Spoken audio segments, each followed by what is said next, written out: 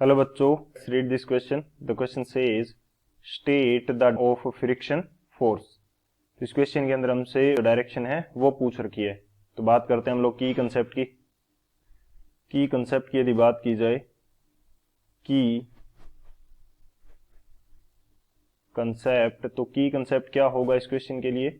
सबसे पहले तो हम ये देख लेते हैं कि जो फ्रिक्शन है वो होता क्या है। फ्रिक्शन हमारे पास एक टाइप का फोर्स है जो कि दो ऑब्जेक्ट्स के बीच में या दो कॉन्टेक्ट जो सरफेसेस हैं उनके बीच में अप्लाई होगा और उनके बीच की जो रिलेटिव मोशन है उसको अपोज करेगा। तो ये किस प्रकार से करता है वो हम देख लेते हैं। जैसे कि मैं मान लेता हूं कि हमारे पास एक तो ये अर्थ सरफेस हो गई और इसके ऊपर मैंने कोई ऑब्जेक्ट रख रखी है। ये मेरे पास ऑब्जेक्ट है जिसका मास क्या है, m है। अब इस ऑब्जेक्ट के ऊपर मैं फोर्स अप्लाई कर देता हूं, एक्सटर्नल फोर्स। तो ये ऑब्जेक्ट क्या करेगी, ट्राई करने का मूव करेगी। तो यदि हमारे पास मोशन होती है तो वो इस डायरेक्शन के अंदर होगी, लेकिन फ्रिक्शन फोर्स क्या करेगा, इसको अपोज करेगा। इन दोनों के बीच में रिलेटिव मोशन को, अर्थ सरफेस है वो तो फिक्स है लेकिन ये मूव कर सकता है, ये ऑब्जेक्ट ऊपर वाली जो बॉडी है। तो इन दोनों ऑब्जेक्ट के जो कॉन्टेक्ट सरफेस है उसके ऊपर ये एक फोर्स अप्लाई होगा, वो हमारे पास क्या होता है, फ्रिक्शन फोर्स, जिसको हम क्या बोलते हैं, एफ आर से हम रिप्रेजेंट करते हैं, होता है क्या है, फ्रिक्शन फोर्स। तो जिस डायरेक्शन के अंदर मूवमेंट हो रही है उसको अपोज करने के लिए अपोजिट डायरेक्शन के अंदर ये हमारे पास अप्लाई हो रहा है। सो ये हमारे पास क्या हो जाएगा, फ्रिक्शन फोर्स हो जाएगा। सो फ्रिक्शन फोर्स की यदि बात करें तो ये डिपेंड करता है हमारे पास म्यू के ऊपर। म्यू क्या है, कोफिशिएंट ऑफ फ्रिक्शन है, और जो नॉर्मल रिएक्शन होती है एन इसके ऊपर डिपेंड करता है। और एन की वैल्यू किसके इक्वल होती है, एन की वैल्यू होती है वेट ऑफ द ऑब्जेक्ट के इक्वल। सो ये हमारे पास क्या हो जाएगा, मैग्नीट्यूड ऑफ फ्रिक्शन फोर्स हो जाएगा। सो बेसिकली एन किस प्रकार से डिपेंड करता है, वेट लगेगा नीचे की तरफ और जो अर्थ सरफेस है वो इसके ऊपर क्या लगाएगी, नॉर्मल सरफेस लगाएगी जो कि perpendicular to the this surface होगी, यानी कि अर्थ सरफेस के जस्ट परपेंडिकुलर क्या होगी, हमारे पास नॉर्मल रिएक्शन होगी। सो ये हमारे पास फ्रिक्शन हो गया। अब बात करते हैं हम डायरेक्शन की।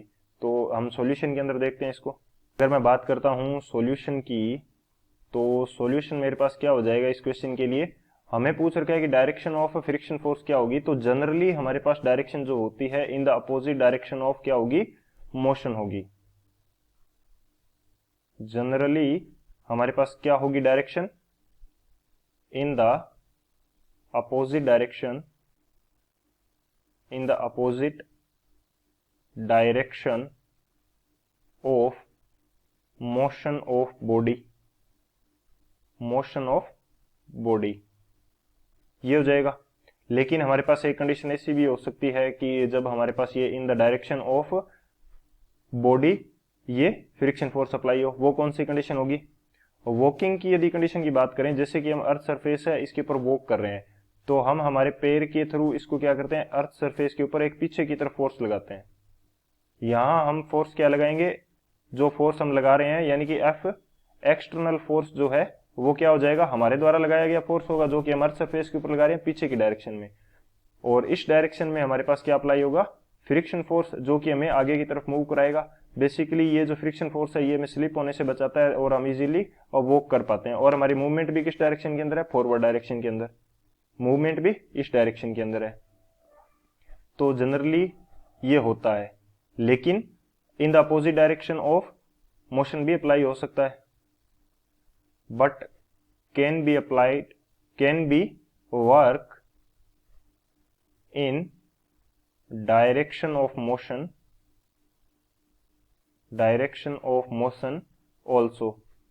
तो मोशन के डायरेक्शन में भी काम कर सकता है, लेकिन जो भी हम एक्सटर्नल फोर्स अप्लाई करेंगे उसके क्या होगा, उसके ये अपोजिट डायरेक्शन के अंदर होगा। बट अब इसकी एक बात क्या करें कि इसकी डायरेक्शन जो होती है वो क्या होती है, opposite to the direction of, opposite to the direction of external, external applied, external force या कह सकते हैं कि applied force, जो फोर्स हम अप्लाई कर रहे हैं उसको मूव करवाने के लिए उसके अपोजिट होगी।